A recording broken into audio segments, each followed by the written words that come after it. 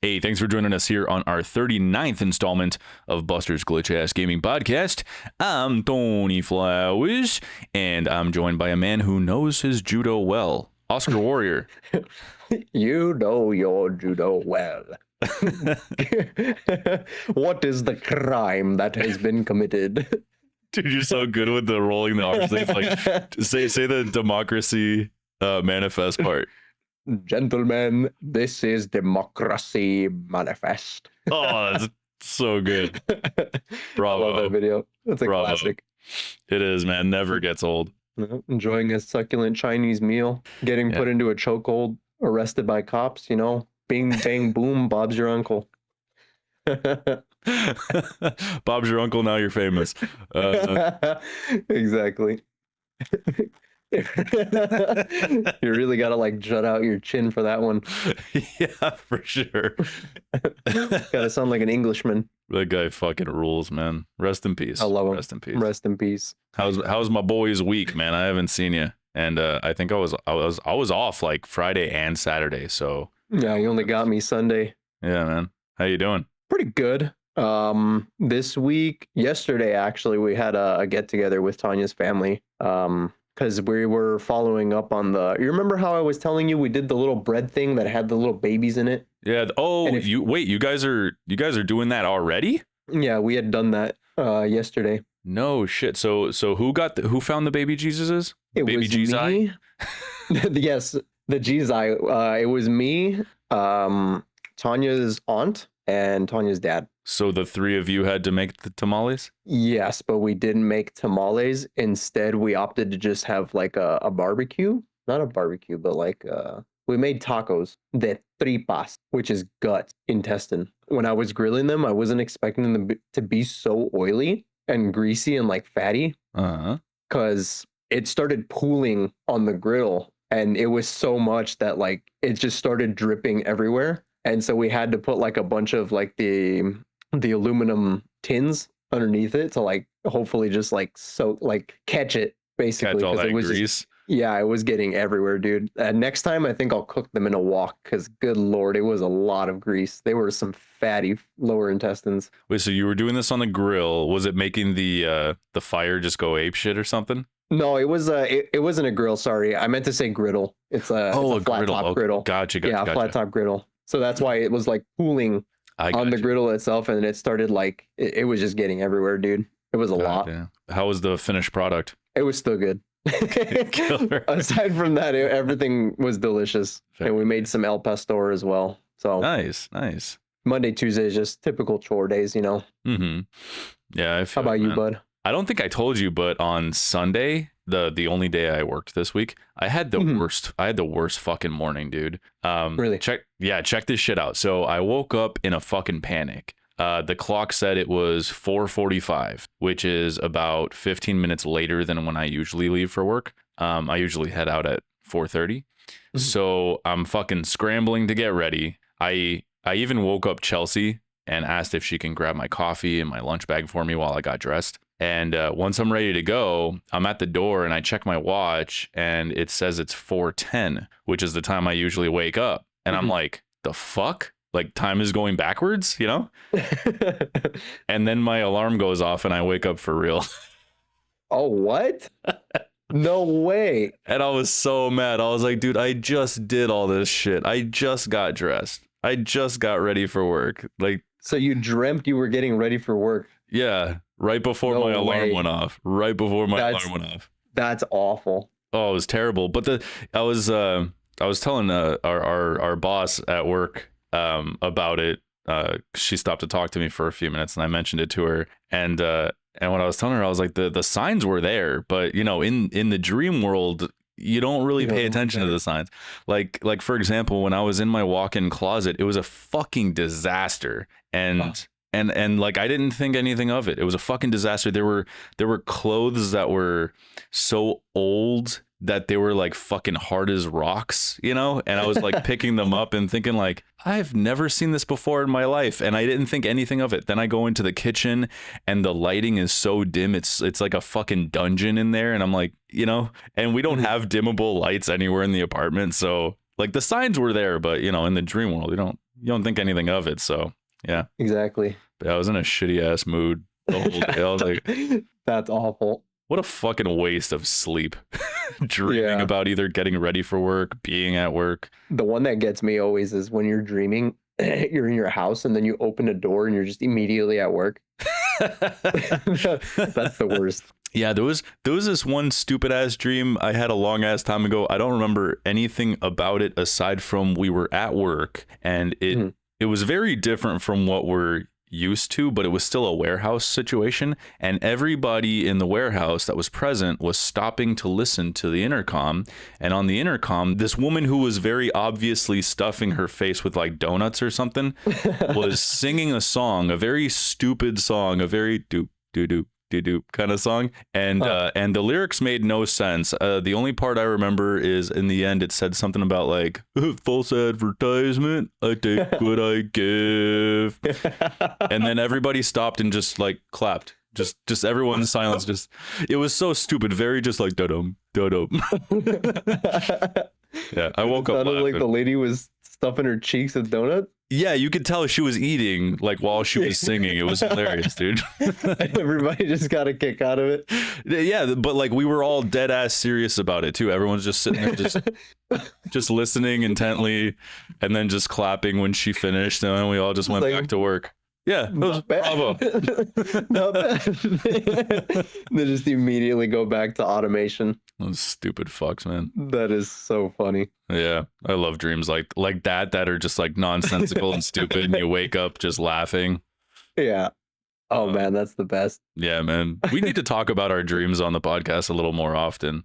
Do you remember? Bro, you remember a lot of yours? My problem is I don't. I actually don't remember a lot of my dreams. They don't they don't have as much impact as the ones that I had as a kid, because some of the ones that I had as a kid would legitimately have me like laughing so hard in my I would wake up laughing.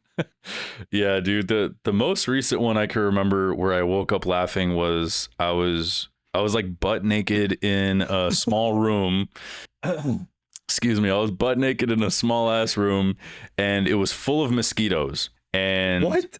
Yeah, there was nobody in there but me and all these mosquitoes, and I was butt ass naked, and I had a fly swatter, and I was swatting them.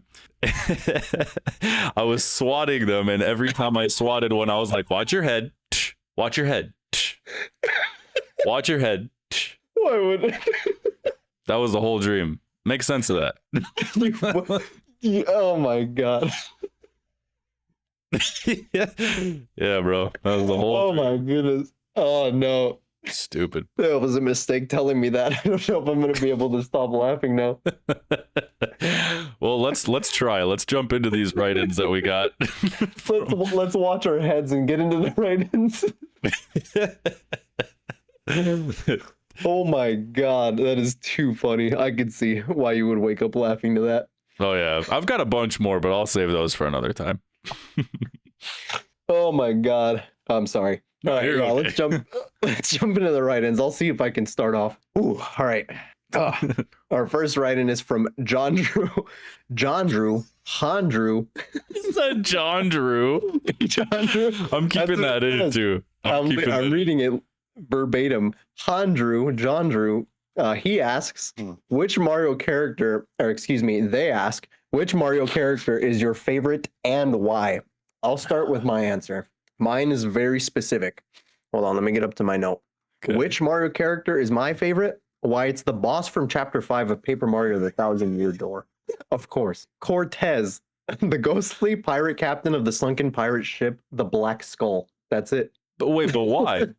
Why is he my favorite? Yeah, he said why. I had really fond memories fighting this guy in Paper Mario, and I remember when I fought him for the first time, I had such a hard time doing it, bro. And he was like a multi-stage boss. So like he's a skull, he has a body, and he has 4 arms, right? And in each arm he has a different weapon. So once you get his health down to a certain threshold, he transitions into the head and a pile of bones and the vertebrae.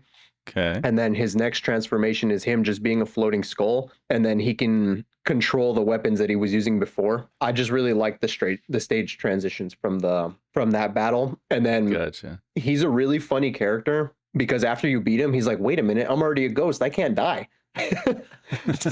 So it's like that fighting was pointless. He's like, what is your purpose here? And they're like, oh, I want the star. And he's like, oh, that thing? And he's like, yeah, just take it, get out of here. It's so funny. Yeah, Cortez is just like, oh, you want this thing? He's like, I don't even care about this. Because originally you're fighting him in like a room on his ship that's like full of gold and like a bunch of treasures and shit. And he values everything else besides that crystal star. Gotcha. He's like, man, I fucking hate this thing. Just get it, get it out of here.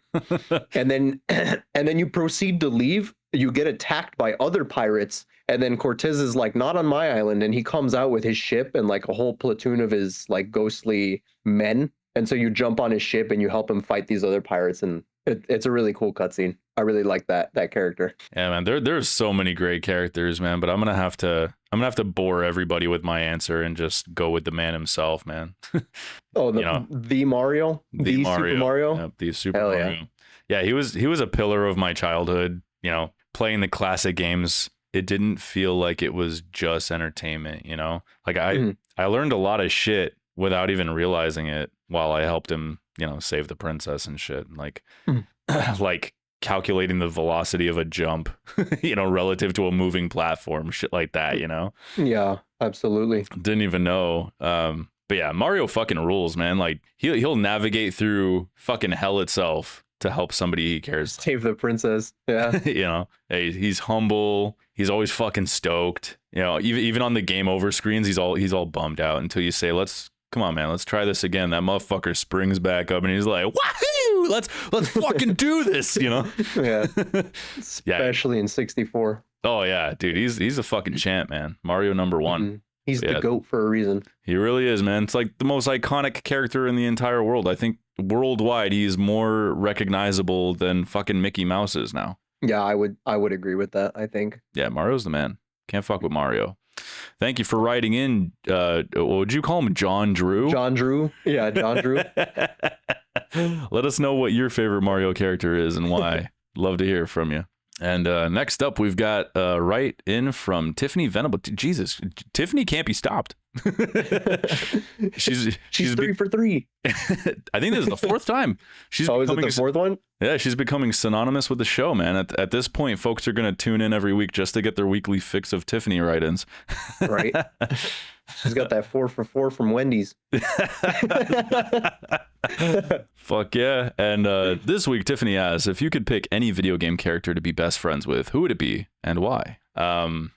You know, the one that came to mind for me was Beetle from the Zelda games. Beetle? Yeah, Beetle. He's like, he's the, you know which guy I'm talking about, with the bowl cut. Is he the merchant? Yeah. He's walking around, and like if you see him from far away, he just looks like a big old fucking beetle. Yeah, I love that guy. Yeah, me too. Every time you talk to him, he's always so excited about like stuff that you have. Exactly. Yeah, he's just like the whole world is falling this shit around him, and he's just like he's there with this big ass backpack full of deals for you, and he doesn't give two shits about Ganon or the Triforce. He just wants to show you this fucking cool bug he found, you know? Exactly. This stupid ass bowl cut. I love that guy. Yeah, that's a great pick. How about you, man?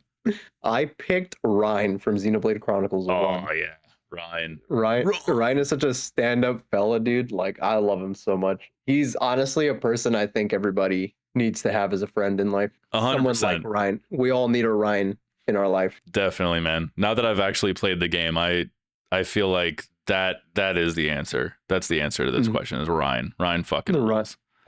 Right. He's the guy. He is that he really guy. Is. Yeah. Thanks for writing in, Tiffany. It really is very much appreciated. And love to hear your response to this same question, Tiff. So hit us up. And moving on, we got nothing again for the correction section because we're perfect. So let's check on this week's smaller headlines. What do you say? Yes, sir. Let's get into the download. HBO and Hasbro have officially announced a live-action Baldur's Gate series from The Last of Us showrunner Craig Mazin, which will serve as a direct sequel to Baldur's Gate 3. Mazin has reportedly consulted with the folks at Larian Studios, though they are not legally involved in the production, and he's considering the original voice cast to reprise their roles. The show will follow a new group of protagonists navigating the fallout of the Netherbrain conflict. Bruh. Like, I've seen some folks already upset about the idea that they'll have to pick a canonical ending for this to work, and that's something I never really understood. You know, like I don't understand why that grates on some people. Like okay, this is the canon ending, so they can continue the story. But whenever you play the game, you get to see what would have happened if, you know, Yeah. doesn't mean I don't know why that bothers people. Yeah, there's not too much impact there, honestly. Yeah. Yeah. And Craig Mazin is he's known for, I think, also for working on the Chernobyl series, correct? Yeah. That. Yeah. Have you seen Chernobyl? No, I hear really good things about it Oh, though. I yeah, think yeah. you've told me about it. It's really, Mhm. really good. Yeah, it's a little mini series. I want to say maybe 10 episodes. Very good. I watched it when it first dropped. Very, very good, man. Yeah. So when everybody heard that he was going to be part of the Last of Us, it was just like, hey, kind of perks your ears up a little bit. Like, oh Yeah. shit, this is probably going to be pretty good. So yeah, that's interesting to me. I'll check this out. It'd be really exciting for fans of Baldur's Gate 3. Hell yeah. Even Chelsea was like, what? They're making a Baldur's Gate? Yeah, because like we only played a little bit together of our character. We need to keep that going at some point. But she was super into it. She loved it. So yeah, I think we'll both fuck with this. And that'd be so cool if they get the some of the same actors to jump on board. The guy who plays Astarion, that'd be fucking sweet, dude. I don't think anybody can play that character like he can. Yeah. Be so cool. Anyways, I know you didn't play the game, so I'm gonna leave it at that. No, it's exciting, honestly. Yeah. All right. Should we move on to our next? Please. All right. Steam has introduced a new feature allowing early access developers to officially list their planned 1.0 release date directly on their store page. This info now syncs directly to the Steam personal calendar, meaning your wish list will finally tell you when a game is a real boy instead of making you hunt through a developer's Discord for a roadmap that hasn't been updated in years. Valve has basically told devs, don't use this unless you're actually sure, to avoid potential community backlash. When I heard about this, I kind of did a further research into it, and it seems to be like a pretty positive change that people have been wanting, and I guess people didn't also know that they wanted. But I think this will just make it easier for developers that are in early access to actually put out an estimated date for their game instead of just being to be announced. Yeah. The it'll also make it a lot easier for me to put together the list of upcoming games and stuff. Because sometimes you when I find out that a game is supposed to be a hit in 1.0 and I go onto their Steam page and I check, it just says this is an early access game, and then you got to scroll down to their like recent announcements and shit to find the release date, and sometimes it's not there, so I just get rid of it off of the list. But yeah, got to do a bit of further research. Really I think that's deep really to cool. find it.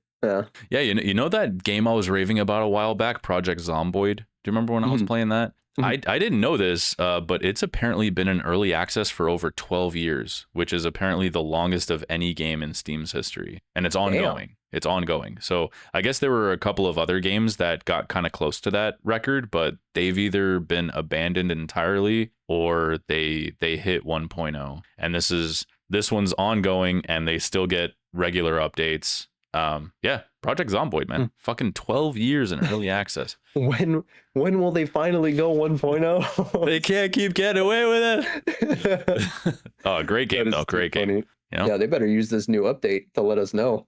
Yeah, right.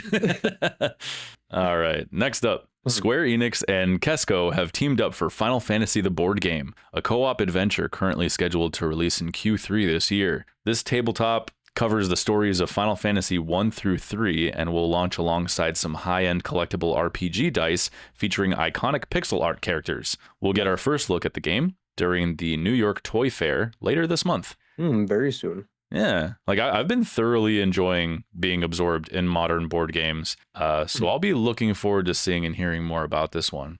Might even pop up on Tabletop Simulator too. I was just gonna mention that. Do a little test drive. Hell yeah, dude. Let me know how it is. I might join you. Because I know the first Final Fantasy game was heavily inspired by Dungeons and Dragons, so I'm wondering if this board game is going to have sort of a Dungeons and Dragon-esque play style to it, or if it's going to be completely unique. No, you know what? I didn't even consider that. Yeah, they're the high-end collectible RPG dice. Like, you know, that's kind of a hint right there, isn't it? Like, yeah, I think you might be onto something. I didn't even consider that it might play out like a D&D type tabletop game. That's awesome. Yeah, that would be really cool to see. I'm Yeah. really curious what they're gonna do with this.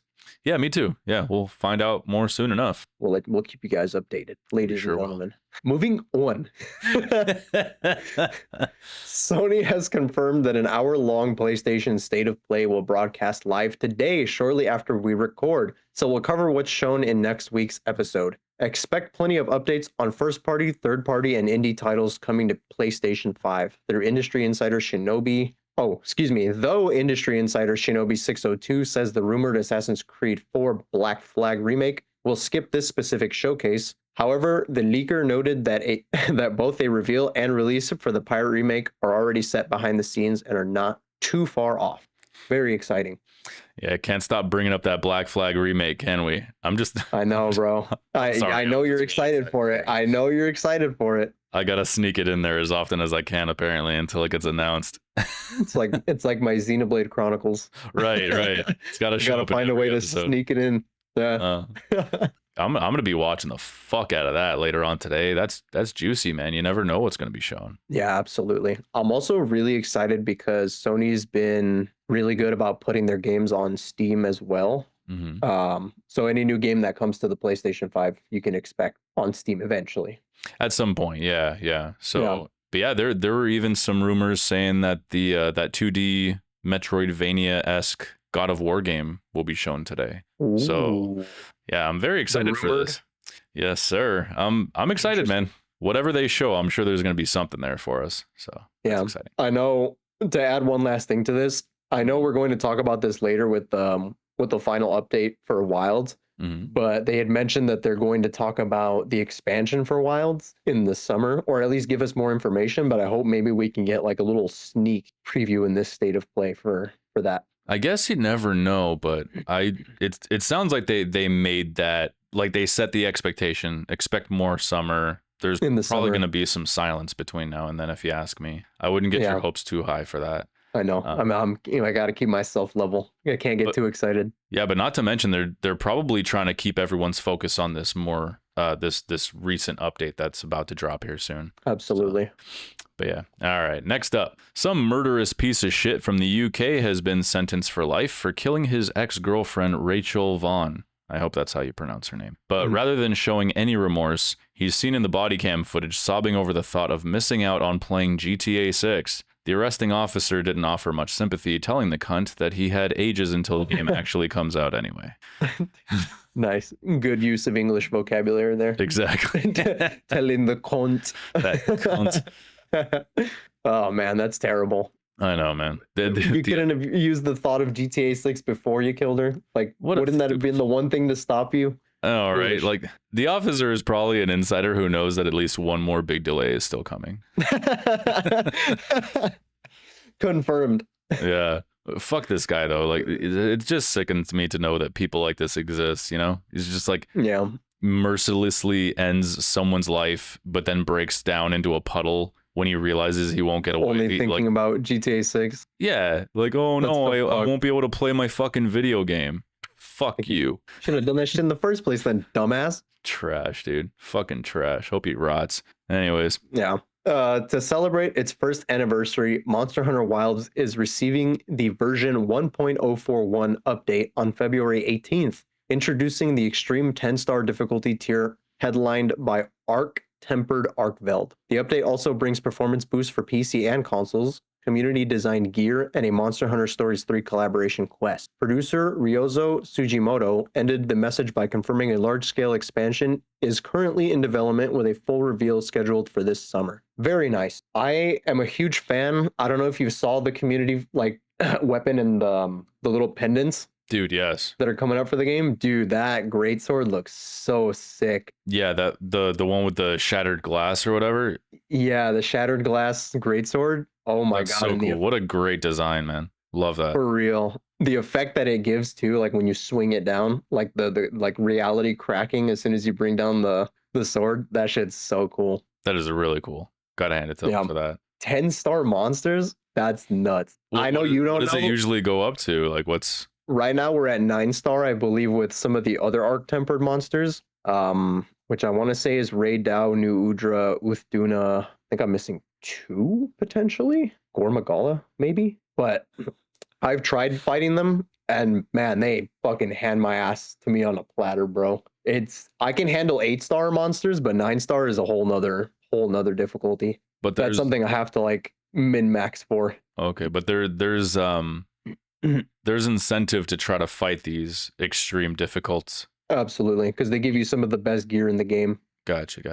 Yeah, and you can farm like there's a system in the game called Artian weapons where you get like broken parts from the monsters as a reward at the end of the hunt. And you can use those parts to kind of RNG gotcha game like a perfect weapon almost. Mhm. Because the weapon the weapon has like stats and attributes that are RNG. So you can either get a really shitty version of that weapon or a really like god roll tier version of that weapon. But yeah, those later fights, you get some of the best armor in the game, and you're also just incentivized to fight him more to get more and better parts for those Ardean weapons. Makes sense to me, man.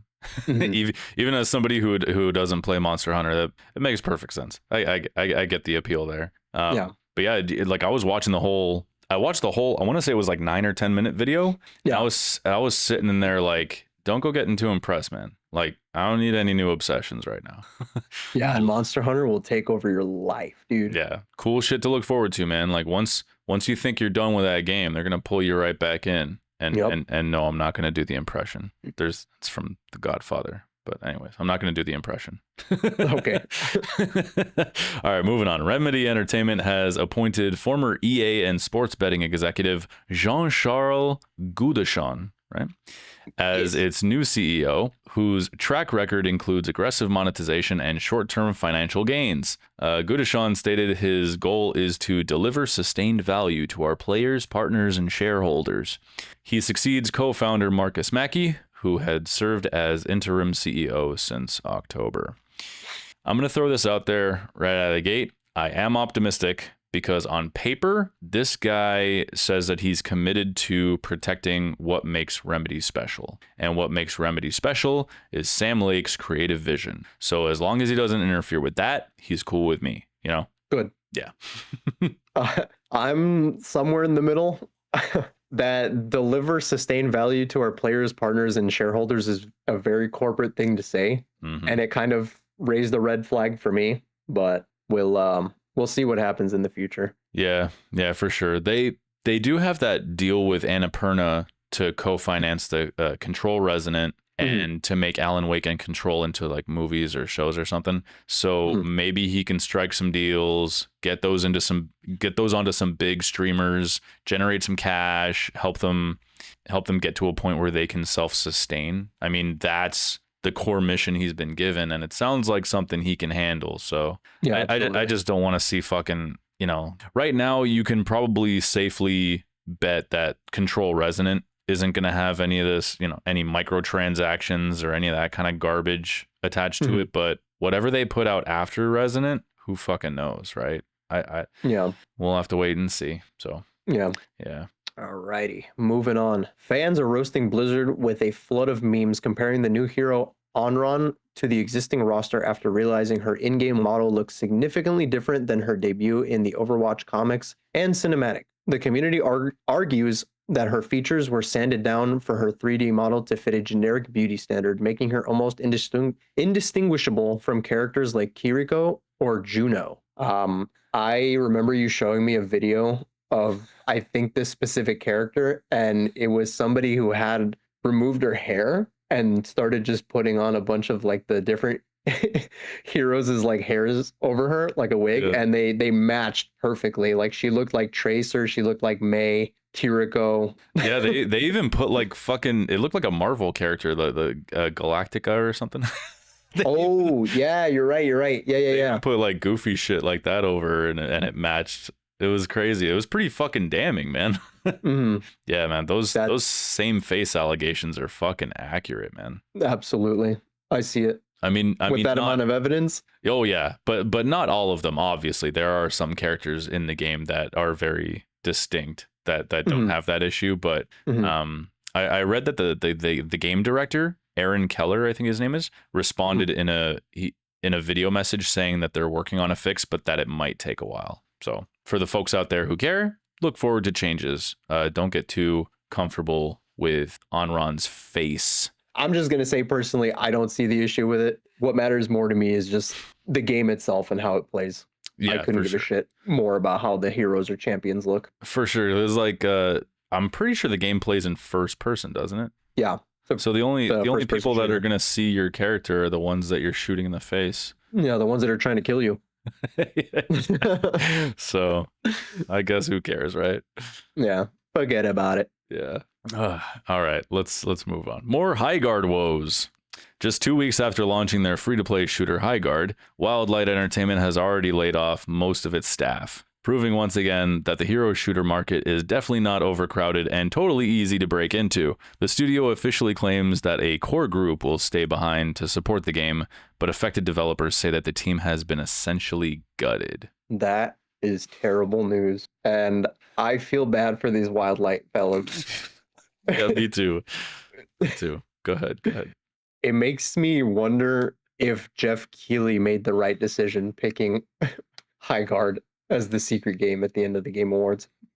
Yeah, I mean, I hate to throw it at him, but yeah, it wasn't a good decision. I don't think that really has too much to do with why the game is going tits up. Mm-hmm. But like, cause I had mentioned before that they had 100,000 concurrent players and they just didn't impress them. So I think ultimately it is the game's fault. I think that I don't even know if they would have gotten that many concurrent players if it wasn't featured at the Game Awards. I think it drew a bunch of curious eyes and they, but ultimately it didn't deliver. Exactly. Yeah. It didn't help them at all. I honestly think it did worse for them. I honestly feel like if they had announced it like separately from that, they would have fared much better. But I think that raised the expectation a little bit too high, you know? Yeah. Being the one more thing and all that too. The one more thing, yeah. Yeah. All right, moving on. Blizzard shadow dropped our boy Tarv's favorite game, Diablo 2 Resurrected Infernal Edition, on Steam on February 11th, making this the first time the ARPG classic has been available on Valve's platform. Along with the release is the Reign of the Warlock expansion, which adds the first new playable class in 25 years. The Steam version is also notably Steam Deck verified. How much is it, you ask? $40. Wow. Eat a dick. $40. You said it. I didn't. Well, speaking of which, I hope I'm not jumping in too hard here, but I copied and pasted this from online, and it says that the new Infernal Edition, which includes the base game and the expansion, is being sold for $40 on both Steam and Battle.net. If you already own the game, existing owners, and if you want the Reign of Warlock DLC as a standalone upgrade, $25. Fuck you, $25. So just wanted to throw that out there. If you already own the game, it's $25 if you want this little piece of fucking DLC. But if you don't have it and you want to buy the whole goddamn thing with the base game included, $15 more. Crazy to me. That's fucking crazy to me. Interesting. Way to devalue your shit. That's fucking crazy. Anyways, Diablo fans, Tarv, sound off, man. Yeah, it's his favorite game of all time, I think, unless he's changed his mind since the last time we talked. So I don't think $25 is going to be too much to ask in his mind. But yeah, I'd be really, really curious to see what he's thinking about. Yeah, he might love it. And I am sort of a fan of Diablo. I played the third game. I never played the fourth. I really wanted to play the second game, but I just never got around to it. So maybe this might be a good opportunity for me to jump in, but Yeah. I'll wait if I can get it a little bit less with a Steam sale now that it's on Steam. Yeah, exactly. Get it a couple of months, get it for like $20. $20, yeah, that's the advantage of having it on Steam. Oh yeah, Bob's your uncle. Yes. All right. Next up, Sony Pictures and PlayStation Productions have officially cast Jason Momoa as the lead in their upcoming live-action Helldivers movie because his contract requires him to be in every video game adaptation until 2030. Directed by Fast and Furious veteran Justin Lin, the film is set to arrive in theaters on November 10th, 2027. Helldivers movie. So Jason Momoa is going to be John Helldiver. That's awesome. He's Blanca in the new Street Fighter movie, and now he's John Helldiver. Yeah, That's man. crazy. Yeah, the automatons or someone on the Super Earth Council will be played by Kevin Hart or The Rock. Yeah. Yes. Get all the usual suspects in this movie. I mean, at least Helldivers the game, it doesn't take itself too seriously. It's fucking hilarious. So Absolutely. I expect the movie to not take itself seriously either. So I don't know. I actually think he's a good pick for this. Yeah, I was gonna All the say, joking aside. yeah, He's Jason not a Momoa, oddly enough, fits. I think he would fit the Helldivers universe really well. Yeah. All right. So that's our download for the week, ladies and gentlemen. Now that you're all caught up on the smaller headlines, let's head over to the release radar. To the release radar, let's get into it. Guerrilla Games gave us our first look at Horizon Hunters Gathering, a 3-player tactical co-op spin-off coming to PC and PS5 at some unknown date in the future. The game features a new stylized art direction similar to that of Fortnite or Overwatch, and focuses on class-based machine hunting across modes like Machine Incursion and Cauldron Descent. Visit the PlayStation beta program page if you'd like to sign up for the closed playtest, which is scheduled for the end of the month. I actually really enjoy the art style for this. Yeah, I was gonna say I didn't mind it either. It doesn't look too bad. Yeah, kind of reminds me of like Arcane a little bit. Yeah, like the way. Actually, yeah, that's what it does remind me of. Yeah. Yeah, I dig it. Like the world and the machines especially looked really good in the trailer.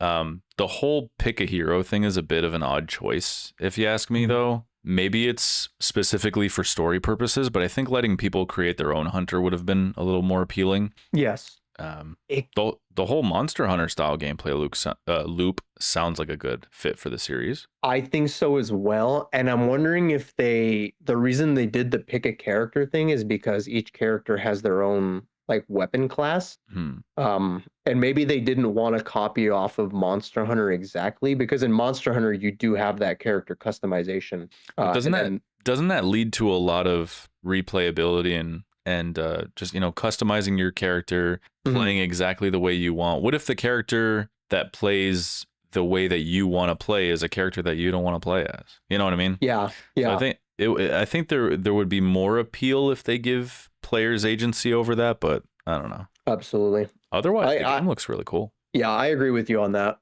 And yeah, the game doesn't look too bad. I think I've never played a Horizon game. I've tried playing Horizon Zero Dawn, but I usually lose interest pretty quickly. But I am a ginormous fan of Monster Hunter style gameplay, so I might give this one a shot. Yeah. If you do, I think it's supposed to be a free to play game when it drops. Maybe if it's free to play, I'll check it out. Because I think the world that they built, the machines and everything, it's perfect for that style of gameplay, I think. So yeah, absolutely. Yeah, interesting to say the least. It's not a game that I would usually look at with any kind of interest, but yeah, I might check it out if it's free. All right. Excellent. This week's releases. Let's get into this week's releases. Take it away. All right, February 13th, we've got High on Life 2 by Squanch Games coming to PC, PlayStation 5, Xbox Series X and S, digital only. The physical release along with the Switch 2 version will drop on 4/20. Nice. Also available on Game Pass for PC and Ultimate subscribers. Excuse me. Reanimal, also on the same day, February 13th, by Tarsier Studios, coming to PC, PlayStation 5, Xbox Series X and S, and the Switch 2. And then same day, we've got Clue, Murder by Death, by Cocodrolo Games, comes out for PC, PlayStation 4, PS5, Xbox One, Xbox Series X and S, and the Switch. Oh my goodness. We need to have like a downgrade. We need to have a downsize on like the amount of fucking consoles we have. Yeah, no good shit. Lord. Yeah. Same day we've got Scarlet Hollow Episode 5 by Black Tabby Games coming to PC. Thank you. Right. After that mouthful that I had to go through. And then finally on February 13th, we've got Monster Lab Simulator by Round 3 Studios. Launches into early access on PC. Hey man, take advantage of that new Steam update. Yeah. No joke. Yeah. Hopefully they do that. That'd be cool. February 14th, we've got Another Day with You by Baugip. Coming to PC. Yeah, that's how I would have pronounced it too. Next, we've got February 16th, Astro Botanica by Space Goblin Studio. Launches into early access on PC. And then same day, we've got Book Smugglers by Fluxo Games coming to PC. And then Screaming Head by JZPS Games coming to PC. Holy shit, this is nice to see. And then we've got Stormbridge by YYZ Studio coming to PC. And then again, same day, we've got Wish Me Well by Starro Castles. Launches into early access on PC. And then we've got Seclusa by Studio Nient coming to PC. And then 100 Cats Lost in Space, Find and Color by Two Cats Games. Nice. Launches into early access on PC. Holy hell, that's a lot of games on PC. Yeah, Lots no to look shit. forward there. I've actually so funny. I've actually started to look on Reddit because a lot of smaller developers, they'll post like, hey, my game is coming out this week and stuff. So I've been looking around for some of those. And so if it looks like we have like a shit ton more games than we usually do, it's because a lot of these are from smaller indie studios that I just wanted to give a shout out to. Yeah. Let's give them shout outs. Yeah, that's so sick. Yeah. February 17th, we've got Avowed by Obsidian Entertainment coming out to PS5. It's already available on PC, Xbox Series X and S. It's also available on Game Pass for PC, Premium, and Ultimate subscribers. The Virtual Boy Nintendo Classics launches for Nintendo Switch Online plus expansion pack members on the Switch and Switch 2. Calamity Angels Special Delivery by Compile Heart comes to PS4, PS5, and Switch. A Steam release is also planned for later this year. Under the Island by Slime King Games comes to PC and Switch. Aerial Knight's Drop Shot by Aerial Knight comes to PC, PS5, Xbox Series X and S. Defend Against Cats by Greyhaven Craft comes to PC. Placid Plastic Deck, A Quiet Quest by Turbolento Games comes to PC. Ritual Party by Hologram Monster launches into early access on PC. And Roach Post by Carp Games comes to PC. Back to you. Sorry. I was looking up Aerial Knight's Drop Shot, and it's literally the Steam pages. It's just Aerial Knight's Drop Shot by Aerial Knight. Developed and published by Aerial Knight. That is too funny. I love that. Me too. All right, sorry. I will continue. I'm a simpleton, man. What do you want? February 18th, we've got First Squadron Phoenix by Raptor Claw coming to PC. Also scheduled to release on Switch by February 25th and Switch 2 later this year. And then same day, we've got Star Trek Voyager Across the Unknown by Game Excite coming to PC, PlayStation 5, Xbox One, Xbox Series X and S, and Switch 2. Same day, we've got Towerbolt by Bordinary coming to PC. Then we've got Strange Brew by Electric Monk Media coming to PC. And then finally, we have The Killing Stone by Question. Launches into early access on PC. And then on February 19th, we've got Styx, Blades of Greed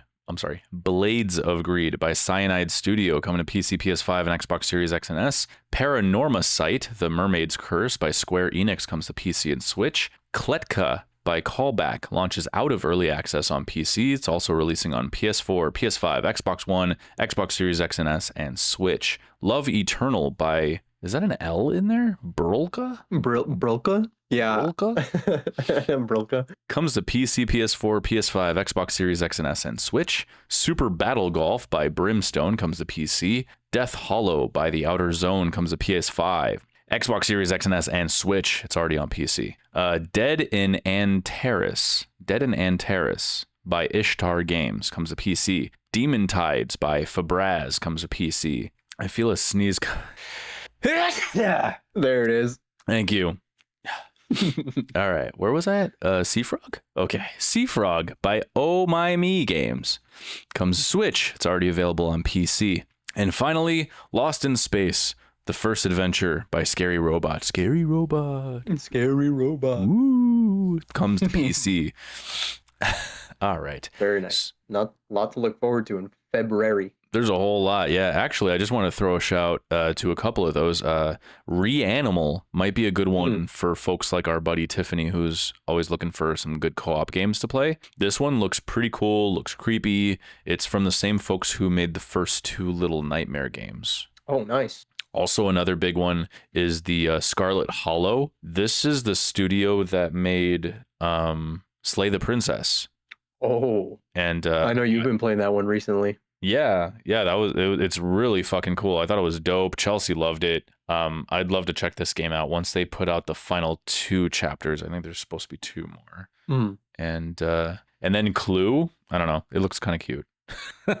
Oh, and the other one, the First Squadron. First Mhm. Squadron. That's one of those Star Fox inspired games. Oh, very nice. Yeah, so it's. I think I broke. You're right there, bud. Yeah, I broke my little sack. Oh no, Ball your sack. You teaching yourself a lesson over there? Teach you a lesson. Squeeze the life out of it a little too hard. All the balls were coming loose out of my sack. All right. Anyways, but yeah, Clue looked kind of cute. First Squadron. I played the demo for that one, and it was pretty cool. So I might check that one out as well. But yeah, what the fuck are you playing, Oscar?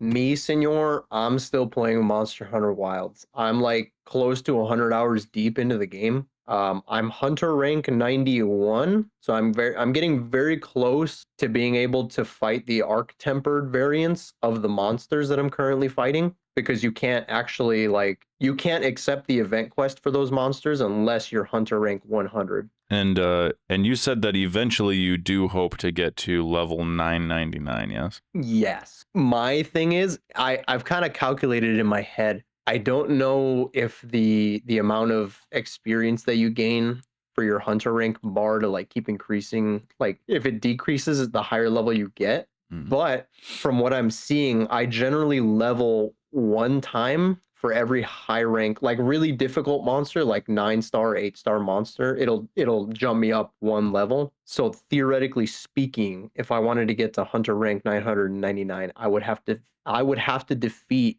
another 900 monsters. Yeah, and then reaching hunter rank 100 also unlocks, I believe, the Gogmazios, like final title update boss that they have. It's like the final monster that I haven't, it's the only one that I haven't been able to fight yet. Gotcha. But it's because it's locked behind that criteria. So yeah, at this point I'm just farming for resources. Essentially, I'm farming for decorations, like dual skill decorations, and then talismans from the Elder Melder, parts for Ardean weapons, and then just if I can fight the arc tempered variants of the monsters, I can get some really good gear. And then who knows, maybe I might get into some fashion and start doing layered armor sets. To explain layered armor simply, you can have like a really strong armor set on you, but if it doesn't look good, you can change the way the armor looks in the little equipment box that you have, so you can wear any other armor in the game while having the same stats as the really good armor that you're wearing. Okay, so And you can similar to Xenoblade. Yes, so you can get really creative with how your character looks in the game. Very cool. Very cool. Yeah, get into some fashion hunting is what the community calls it. I believe it. Nice. Yeah.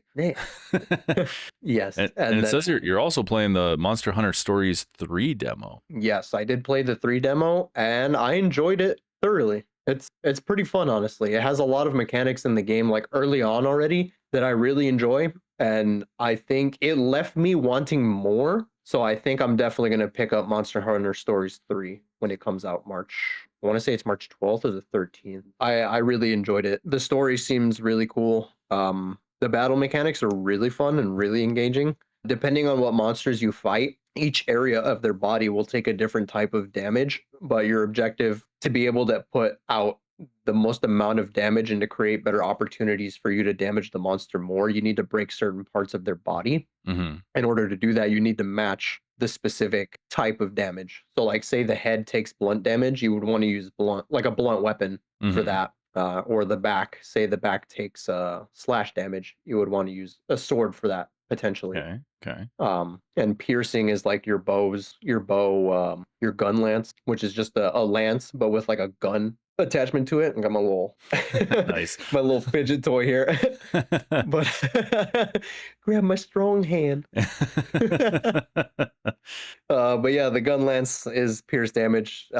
Yeah, and there's just different things that you can do to like change the stats of the monster, and it's incredibly engaging. There's a lot you need to learn to be able to fight monsters effectively. and the monsters can range. There's just so many variants of like similar monsters, and then like you have they introduced this mechanic very early on in the game, so I don't think it'll be spoilers, but there are monsters that have like crystals growing on them that kind of make them go crazy. They're called feral monsters. Mm-hmm. And they're just more aggressive versions of like the regular monsters that you can fight. But they are very challenging. Like they do a fuck ton of damage, and they've got crazy moves attached to them. Yeah, very incredibly engaging combat, and story's not too bad either. So I'm really looking forward to that in March. Nice, dude. Do you know if the progress that you made in the demo is going to carry over to the full game? Yes, your save data carries over to the full game. So if you play a lot of the demo, which I have seen people doing, like they've been getting crazy monsters, because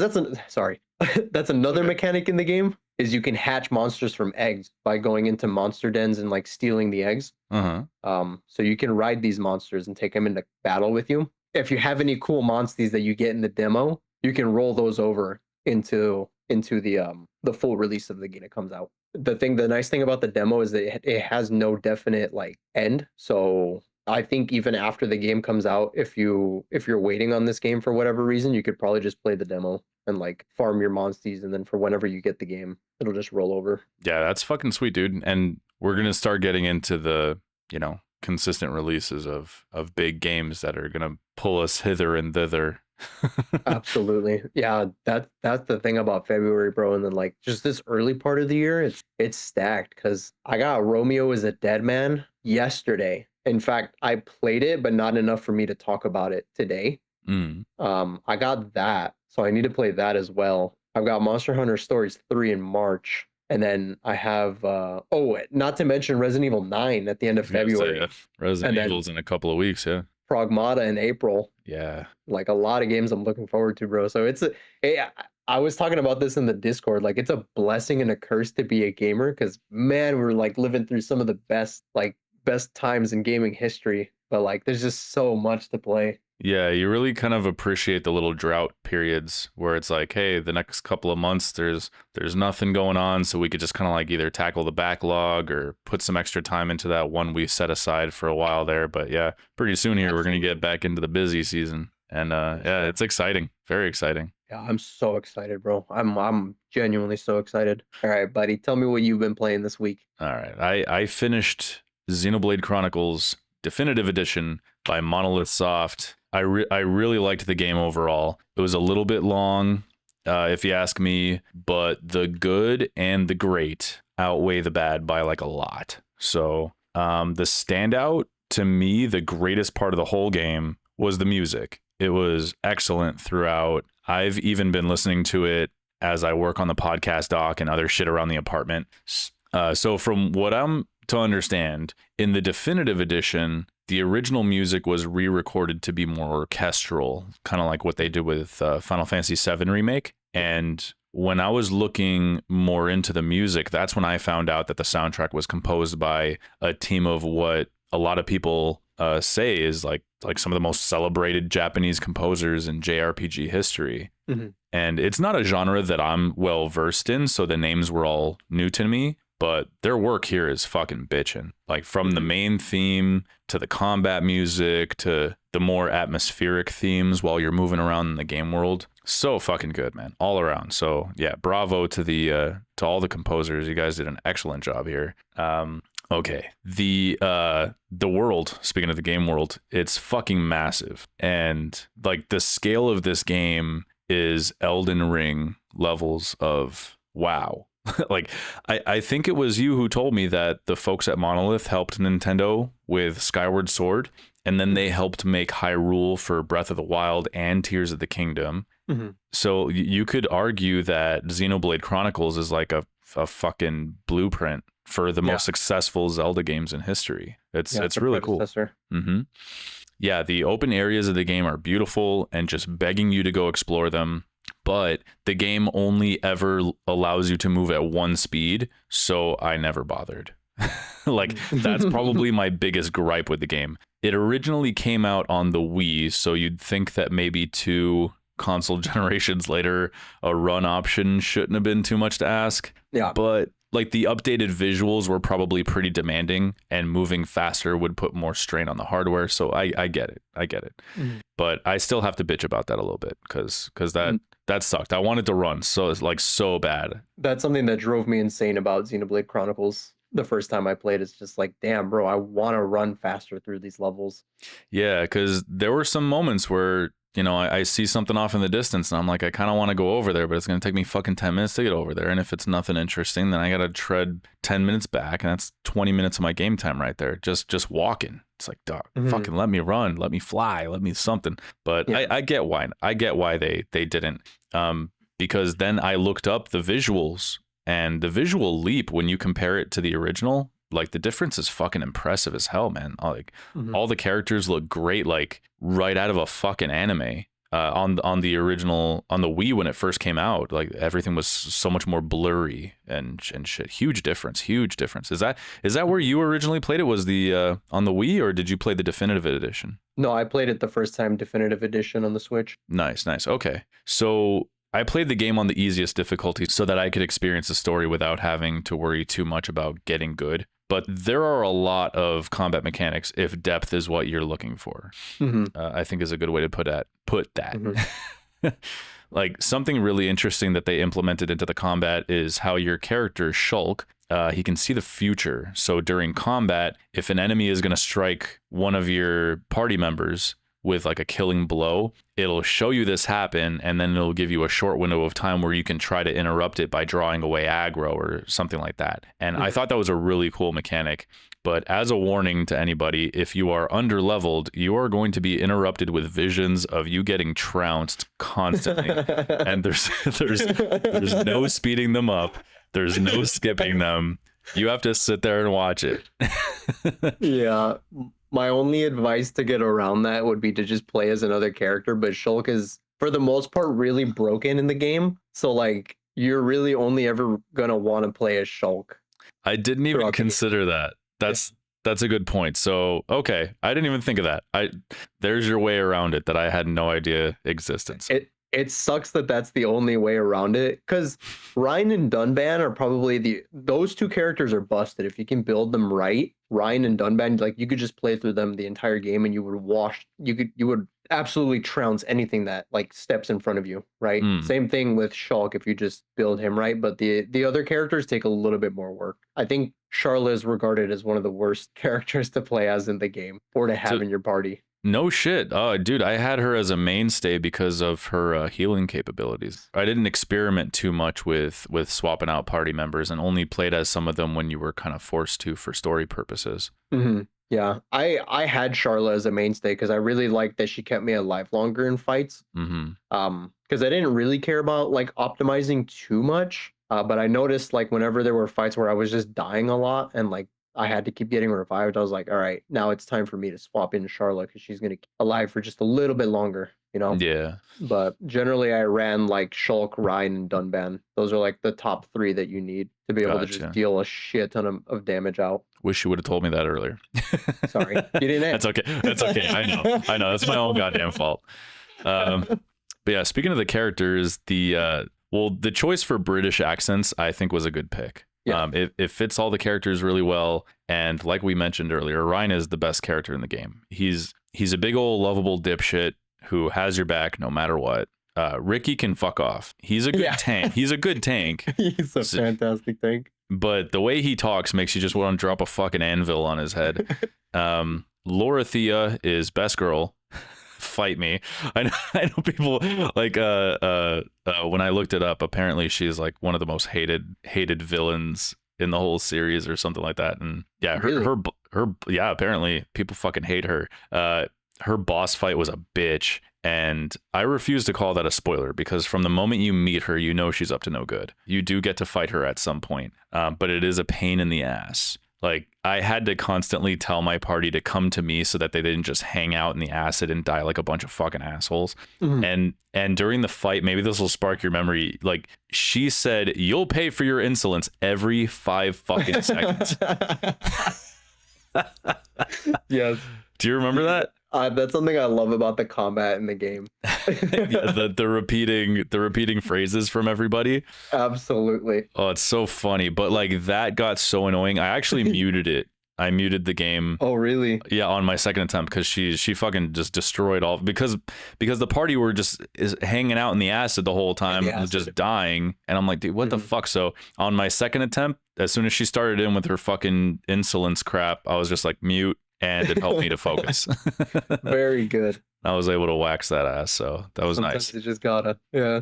I do want to say that I really liked the overall themes in the story. I don't want to spoil anything, so I'll keep it vague. But like defying your destiny is a big one in this one, Mhm. and they fit that into the combat mechanics, like I mentioned earlier, with seeing the future and all that. I liked how what was another theme? Coexisting or Mhm. isolation is another big one.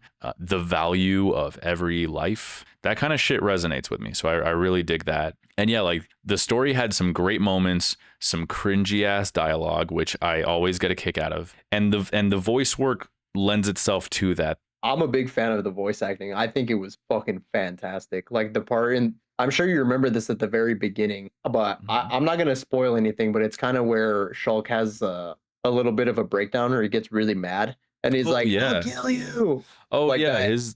his screams and shit, like Oh my god, they sounded so real and like with like just genuine emotion. It was so good, dude. oh yeah, he definitely lets loose. Mhm. Specifically, whoever it is that plays Shulk, his like screams of agony are like actually like holy fuck, dude. Yeah, Like this sound guy. like sound like they just beat the shit out of the actor and just put a microphone in front of his face while he was like writhing in pain. It was pretty accurate, man. It was awesome. Yeah, he got his paycheck in the studio, bro. he Yeah, no he was joke. getting that paycheck. Yeah, yeah, he earned every cent of that. So yeah, got to give it to him. The voice actor for Ryan, I just love Ryan. Whatever he does and says is great. So yeah, Mhm. that's It's my boy. entertaining. Yeah, Anything that comes out of Ryan's mouth is entertaining as fuck. 100%, 100%. But yeah, the story, I get a kick out of all those cringy moments of dialogue. It makes me laugh. Even if it's not supposed to, it's still it fills me with joy. So I don't mind that kind of stuff. And Mhm. there were some really cool revelations throughout the story. But then there were some moments near the end where the extra padding, it was a little bit grating. Mhm. There's a character who will just call the big bad's loyal servant. Mhm. Do you know who I'm talking about? Yes. Okay. Who forces you into a game of cat and mouse near the end of the game. And every time you catch up Oh, to this motherfucker, they throw a mini boss at you and run off again. yeah. And it was just like, dog, the stakes are at an absolute peak. I was ready for the final showdown. The music is swelling. Everything is just like my heart's pounding. I'm ready to fucking see those credits, man. And this cocksucker did that shit like 4 fucking times. Mhm. And it felt really good to finally give them a whooping though. So I guess that was probably the idea behind that. But god damn, I was like, come on, man. Like I thought I was done with the game and I had to play it another day. You know, I Yeah. was sitting there no lifing it for a whole fucking day, and I thought I was right there. I was like, okay, I'm gonna finish it today. Nope, had to pick it back up tomorrow Yeah. and finish it then. But god damn, They take you through a boss rush at the very end. yeah, and it makes sense. Like it seemed like it was meant to make sure that you were appropriately leveled to for the final confrontations. So it Right. makes sense. And but yeah, man, I was like I wanted to wring that fucker's neck like so bad. And it took hours and hours to get that Mhm. opportunity. So yeah, maybe that was the point. I don't know. But yeah, my final word on it is if it were up to me, I'd make the game a little bit shorter, or at the very least, let you move around a little faster. But I had a really good time playing this game, and I'm looking forward to the day when I have enough time to check out the second one. So thank you for the recommendation. I'm really glad that I checked it out. I'm glad you liked it, dude. Yeah, It's one of my yeah, favorites. yeah. And now our buddy Patrick is playing it. I hope he sticks with it. And hopefully he doesn't have anything else to play for a while because it'll keep you busy for a long time, especially if you're not playing it on casual like I did. Like if you want to actually play the fucking game and do some side content and all that stuff, you got at least 100 hours in front of you. So yeah, Absolutely. More than 100 hours. That game is a time sink. sure can be, sure can be. All right, you ready to move on to the news and rumor mill? Yes, sir. Let's get into the news and rumor mill. Number one, If you're sick of hearing about the AI-induced RAM shortage, believe me, we are too. But it continues to fuck with everything, including Valve's launch plans for the Steam Machine and the Steam Frame VR headset. The hardware is technically ready, but concrete pricing and shipping dates have been delayed to avoid overcharging fans or moving the goalposts later. Valve still aims to ship the new hardware in the first half of 2026, though the final cost could be a bit more than originally estimated. So, I'll just say that I appreciate Valve doing this. They'd rather delay the announcement than promise, a $500 price tag now and then charge $800 tomorrow. So I do appreciate that. Yeah, and they did promise to still release it within like the first half of 2026. Yeah, it's just unfortunate. Like Valve, I don't want to say it like this, but they picked a terrible time to release new hardware, but it's not their fault at all. Right, entirely, like it's not their fault. Like who would have known that the economy would be fucked over by it's not physical hardware that exists yet. They're buying in advance the hardware that's going to exist. That's what's screwing over the economy, is this imaginary purchase of something that doesn't exist yet. But yeah, I'm glad they are delaying it so that way the price doesn't have to jump up too drastically. Hopefully it doesn't have to jump up too drastically, but I'm really curious if they do price bump it from the original plan. I'd like to know what they had it planned for originally. I know I'm saying like a lot of the same shit over and over again, but no. That's a good. I don't think they would tell us, but maybe somebody on the inside could leak the information, like, hey, it was originally supposed to be this much and now it's this much. Maybe in the future, yeah. Like if it was $649, maybe they had to jump it up like another $100 to $749. Yeah. I'd be really curious to find out. I wonder if they'll delay the controller as well, just so that they all arrive together. Like the controllers don't need RAM to function like the other two things do, but maybe they'll want to hold on to it so that they all release together at the same time. That, I think, from a company perspective, that would make the most sense. And to have everything released all at once. Yeah, the first half, if I'm not mistaken, means maybe late June. Yeah, I would assume late June. That's perfect for me. It gives me time to save up just in case the machine is still tempting when it releases, because I might still want to grab that. If not, maybe I'll just grab a deck like you did. Mm-hmm. Grab that deck. Grab that deck. Here, hold my deck. I got to pass. Teach you a lesson. Yeah, there you go. Teach you a lesson. Nobody's gonna know what that means. Maybe it was a really funny ass video. People that video is too funny. I told you guys to stop playing Siamese twins. Oh, so good, man. So good. That is too funny. I was just gonna say that also gives me time to save up for because that's something I really don't want to miss out on, the Steam Machine. Like I really want one. I know I just got a Steam Deck, but I would also really want a Steam Machine. That seems like such a cool idea. And then because it's such a to have an affordable like mini PC like in your living room, or like just portable enough for you to take it anywhere. Like maybe that can open up more opportunities with stuff like LAN party, True. Very true. Yeah. Didn't even consider that. Yeah. Get gamers doing LAN parties and stuff again. That way everybody can just have their Steam profile linked to their Steam machine. That'd be fucking sweat. Yeah, but I want one so badly, bro. I need it. Yeah. Gives us time to save up and consider whether or not the price will be worth it or yeah. I'm looking forward to reviews too, to see like some of the crazy stuff people can do with it. Oh yeah. But what do you think now, price wise, for the machine? What do you think it's going to be? Place your bets. Do we have any estimates of what people are thinking it's going to be? I think originally most folks were estimating around the 700 to 800 range. So I'm thinking probably closer to 1,000, $999. 1,000 now? If I were to guess, yeah.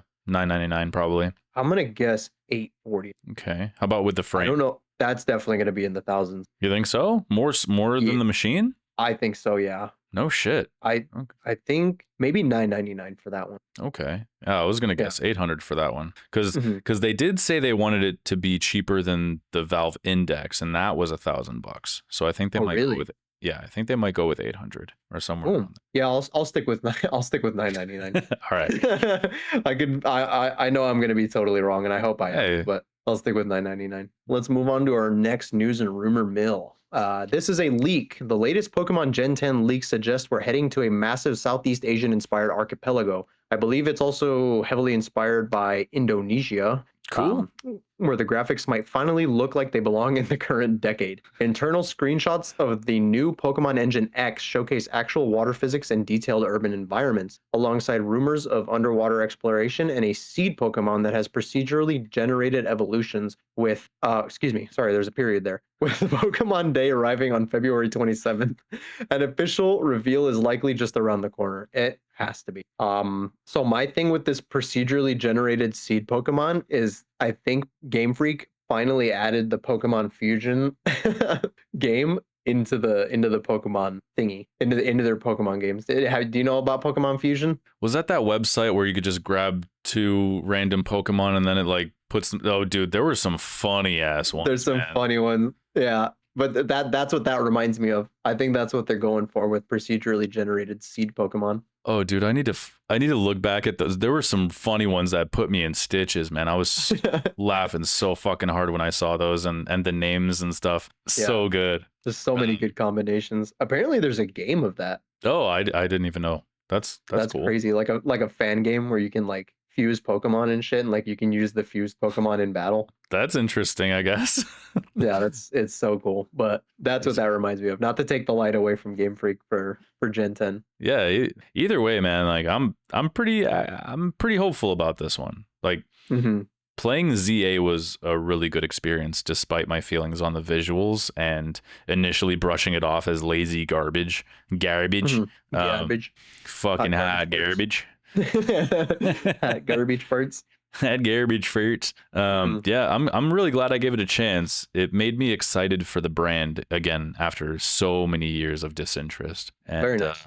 Yeah, the leaked info and the pics are working on me, man. Like, I know it'll probably be for Switch 2 only, but maybe it'll be the game that sells me on the console. I don't know. On the console. Yeah. Game Freak, I believe, has had a lot of time to work on this between, what were the last games? Scarlet and Violet? Yeah, I think it's been a couple of years since Scarlet and Violet. So hopefully they come at this with a big bang, showing off a nice new Pokemon game with nice, really cool looking graphics on their nice, shiny new engine.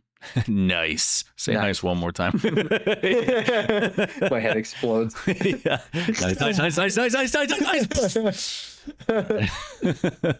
This doesn't take away from the fact that I'm still very much interested in Pal World, Oh, yeah. Once that shit goes 1.0, I'm diving in. You're diving in, bro. We gotta play together. And it's Steam Deck verified.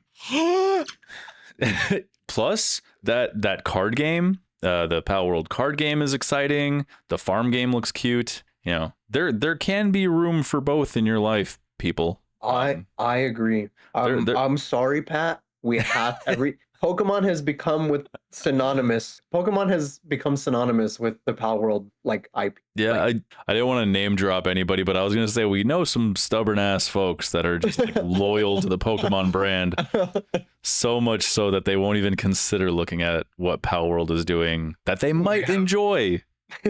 We have to mention it, dude. I cannot understate enough how good, or overstate how good Pal World is. Yeah, it's so fun. I'm looking forward to trying it out. I'm sitting here hyping it up for no reason, but I opened my heart to Pokemon, and our Pokemon friends should open their hearts to Pal World.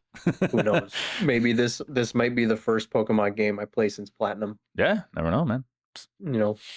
Do we have an official name for these games at all yet, or not really? The leak said Wind and Waves. That's what I've also been hearing, Wind and Waves. Yeah. Which is fitting. Yeah, so since the Pokemon Day is showing up the 27th, they might give us a full-blown fucking reveal here in a couple of weeks. So that's exciting. I'm looking forward to it. Very nice. All right, ready to get out of here? Yes, let's glitch out. All right, ladies and gentlemen, if you are so inclined, please check us out on TikTok and Instagram at Glitch-Ass Entertainment. The Glitch-Ass Gaming Podcast, subsidiary of Glitch-Ass Entertainment. I'm sure of this. You can now listen to us on every major podcast platform. If we've missed one, please let us know so that way we can get our asses on there. We want to be everywhere. We want people to know us, know our name, know our brand. Please consider leaving us a good review. And remember, you can talk to us about anything. Any comments, questions, critiques, or suggestions are all very welcome. Like, subscribe, and hit the bell icon to stay informed on more glitch-ass content. Until next time, keep gaming and glitching. See ya. Bye-bye.